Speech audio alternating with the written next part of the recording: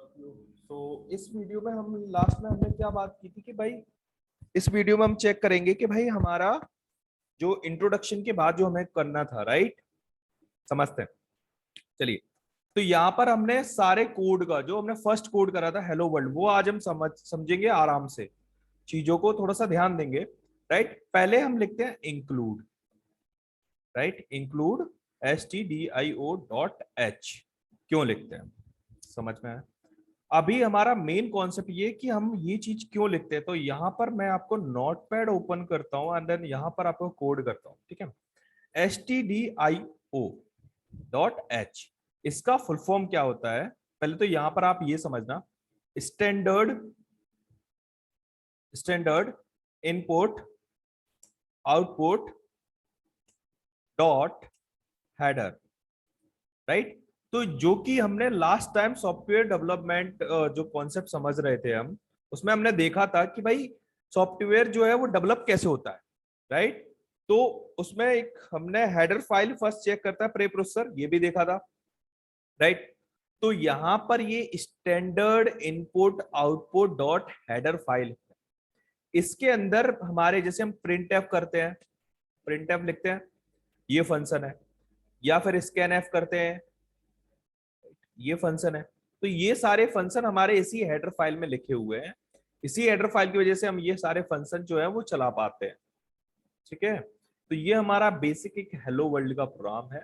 तो first concept क्या है कि हम अपने प्रोग्राम में पहली लाइन में हैशटैग इंक्लूड करते हैं एक फाइल जो कि हमारी हेडर फाइल होती है standard input output dot header file, जिसको हम बोलते हैं डॉट stdio.h। समझ में आया? चलिए, अभी इसके बाद हम नेक्स्ट टॉपिक हमारा ये है कि नेक्स्ट लाइन क्या लिखते हैं ना। पहले तो concept void main, okay, and then बस ब्रैकेट। चलिए, तो अब जो हमारा कॉन्सेप्ट है, जब हमने लिखा वॉइड मेन, तो मेन फंक्शन हमारा होता है जब ये, अगर हम ब्रैकेट ऐसे लगाते हैं, लिखा है पहले मेन, तो मेन क्या है? ये हमारा फंक्शन है। राइट, वॉइड हमारा डेटा टाइप होता है जो कि खाली होता है। वॉइड का मतलब होता है नल। वॉइड का क्या मतलब होता है? नल मतलब कुछ नहीं। तो जब हम फंक्शन लिखते हैं तो उसका एक रिटर्न टाइप लिखना पड़ता है कि भाई रिटर्न टाइप कौन सा डेटा ये लेगा। राइट, तो यहां पर हमने क्या लिखा? वॉइड मतलब कुछ नहीं लेना मैं वापस, ठीक है? रिटर्न टाइप हमें कुछ नहीं चाहिए। एंड नेक्स्ट लाइन में हमने लिखा मेन। तो मेन क्या होता है? जब कंपाइलर जो है हमारा सी लैंग्वेज का, वो कोड को पढ़ता ही मेन लैंग्वेज से है, सॉरी मेन फंक्शन से है। जहां पर मेन फंक्शन होगा वहीं से पढ़ना स्टार्ट करेगा। ठीक है, तो ये स्ट्रक्चर होता है, ये आपको हर प्रोग्राम में फॉलो करना है। अभी तक जब तक मैं ना कहूँ तब तक ये आपको फॉलो करना है। राइट, इसके बाद जो भी नेक्स्ट कॉन्सेप्ट होगा वो मैं आपको बताऊंगा कि भाई इसमें चेंजेस करने क्या है। क्लियर? अब मान के चलिए आप कोई प्रोग्राम लिख रहे हो, राइट? आपने लिखा कि भाई वॉइड मेन एंड आप लिखते हो फिर प्रिंट एफ। तो ये आप फर्स्ट क्या हो गया? हेडर फाइल हमने इंक्लूड कर ली, हेडर फाइल हो गई हमारी। इसके बाद हमारा ये मेन फंक्शन हो गया जो कि हमारा स्टार्टिंग पॉइंट होता है। मेन फंक्शन स्टार्टिंग पॉइंट हो गया ये, राइट? एंड ये जो है ब्रैकेट, ये ब्लॉक बताता है कि भाई मेन यहां से यहां तक है, इसीलिए हम ब्रैकेट लगा, ये वाले कर्ली ब्रेसेस लगाते हैं, इसको बोलते हैं कर्ली ब्रैकेट। राइट, तो यहां पर एंड हो गया। राइट, अब आप इसके बीच में यहां पर कोड करोगे, जो भी कोड करना है आपको। समझ में आया? चलिए, अभी यहां पर हमें करना क्या है? यहां पर मान के चलो एक हेलो वर्ल्ड लिखना है, टाइप करना है केवल हेलो वर्ल्ड। तो यहां पर हम क्या करेंगे? प्रिंट एफ, और यहां पर हमने लिखा hello world, simple. Print F hello world, simple लिखा, खत्म। अभी यहां पर हमने यहां पर एक सेमीकोलन दिए, याद रखना। जब हमने यहां पर सेमीकोलन दिए तो सेमीकोलन का मतलब होता है एंड ऑफ लाइन। यहां पर एंड ऑफ लाइन, अगर आपने ये नहीं दिए तो ये आपकी लाइन एंड नहीं होगी एंड आपका एरर आ जाएगा। राइट, अब यहां पर हेलो वर्ल्ड डबल कोट्स में क्यों दिए, ये मैं आप आगे चल के आपको थोड़ा डेटा टाइप में समझाऊंगा, चीजों को थोड़ा सा क्लियर कराऊंगा कि भाई क्यों हम देते हैं। राइट, तो अभी आपको ये समझ में आया कि ये ब्रैकेट क्यों हम देते हैं। ये स्टार्टिंग पॉइंट है, बताता है कि भाई मेन फंक्शन यहां से स्टार्ट हुआ और ये आपका एंडिंग पॉइंट हो गया, बताता है कि भाई आपका मेन फंक्शन जो है वो यहां पर एंड हुआ। क्लियर। तो ये जो कॉन्सेप्ट होता है ये हमारा फर्स्ट स्ट्रक्चर होता है हेलो वर्ल्ड का। हेलो वर्ल्ड हम ऐसे लिखते हैं। क्लियर।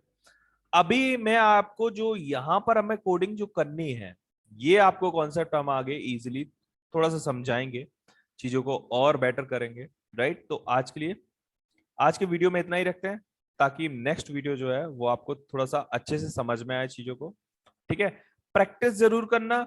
अगर आपको देव सी प्लस समझ में नहीं आ रहा, आप कोई भी टूल अपना यूज कर सकते हो जिसमें आपको कोड ब्लॉक्स हैं या फिर आप वीएस कोड में कर रहे हो, किसी में जिसमें भी कर रहे हो आप वो आईडी यूज कर सकते हो। अभी यहां पर एक कॉन्सेप्ट आप बोलोगे सर आईडीई क्या होता है ना। आईडीई होता है integrated development environment. Integrated development environment का मतलब क्या कि ये ना सॉफ्टवेयर बनाने के लिए बने होता। राइट। पर्टिकुलर जैसे वीएस कोड है हमारा ये आईडीई है, कोड ब्लॉक्स हो गया। Right. Dev C plus plus हो गया। ये हमारे पास आईडीज होती है जिसमें आप अपना कोडिंग डेवलपिंग कर सकते हो इजीली। तो इसका फुल फॉर्म होता है integrated development environment. Integrated development environment. तो आईडी हमारे पास बहुत सारी मिल जाती है। ठीक है। अब यहां पर बेसिक एक कॉन्सेप्ट नहीं बताया कि कंपाइलर हम कंपाइल क्यों करते हैं चीजों को। ये मेरे पास बहुत सारा कॉन्सेप्ट आता है कि भाई कंपाइलर क्या है, कंपाइल क्यों करते हैं। लोग समझते हैं कि भाई एरर देखने के लिए, एरर देखने के लिए नहीं।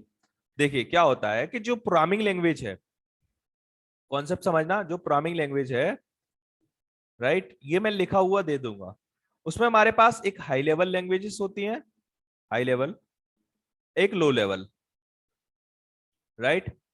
अब हाई लेवल लैंग्वेजेस में क्या होता है कि पर्टिकुलर जो है वो नॉर्मल इंग्लिश सिंटेक्स यूज हुए होता है।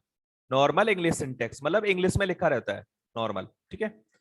और लो लेवल में आपकी असेंबली लैंग्वेज आती है, जीरो ए एक्स ऐसा कुछ होता है। राइट। एक बार गूगल कर लेना। राइट। बट अभी बात कर रहा हूं नॉर्मल इंग्लिश सिंटेक्स जिसमें लिखे रहते हैं, जैसे कि हमारा सी में नॉर्मल इंग्लिश जो है वो सिंटेक्स लिखे। चलिए। तो अब इसको कंप्यूटर क्या समझता है, केवल 0 और 1।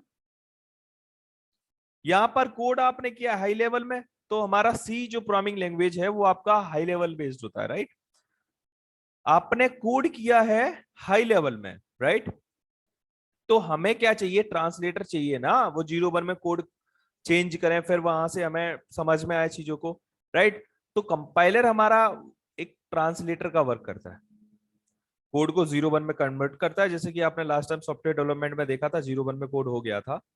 तो कंपाइलर 0 1 में कोड को कंपाइल करता है, मतलब चेंज करता है, देन आप उसको रन करते हो तब जाके एग्जीक्यूट होता है। ठीक है। तो ट्रांसलेटर हमारे पास 3 तरह के होते हैं। कंपाइलर होता है,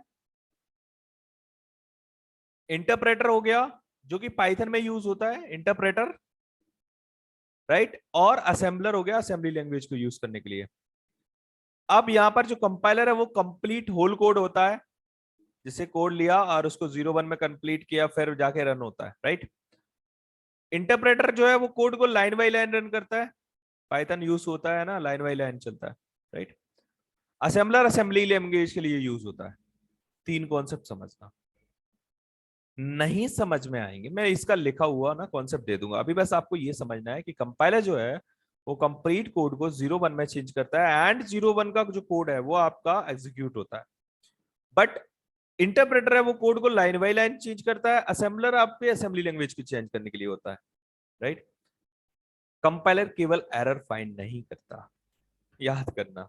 ठीक है। तो ये कॉन्सेप्ट होता है। तो हम ऐसे भी बोल सकते हैं हमारा सी जो लैंग्वेज है वो हमारी कंपाइलर बेस्ड होती है। Right. And C high level programming language है। राइट। सी केस सेंसिटिव है। राइट। केस सेंसिटिव मींस छोटा है बड़ा है अलग अलग होता है। एंड देन हम अगर और बात करें तो हमारे पास सी जो है वो मदर ऑफ प्रोग्रामिंग लैंग्वेज है। Right. Mother of programming language. अगर आपको कोई भी डाउट कोई भी क्वेश्चन है तो आप मुझसे पूछ लेना। ठीक है। चलिए। तो ये तो कॉन्सेप्ट हो गया। अगर आप को कोई कॉन्सेप्ट जो भी कोई डाउट आ रहा है या फिर एग्जाम वगैरह, आप मुझसे डायरेक्ट भी कांटेक्ट कर सकते हो, नो ही डाउट। ठीक है, चलिए। सो आज के लिए इतना ही रखते हैं, फिर हम आगे कॉन्सेप्ट को समझेंगे, चीजों को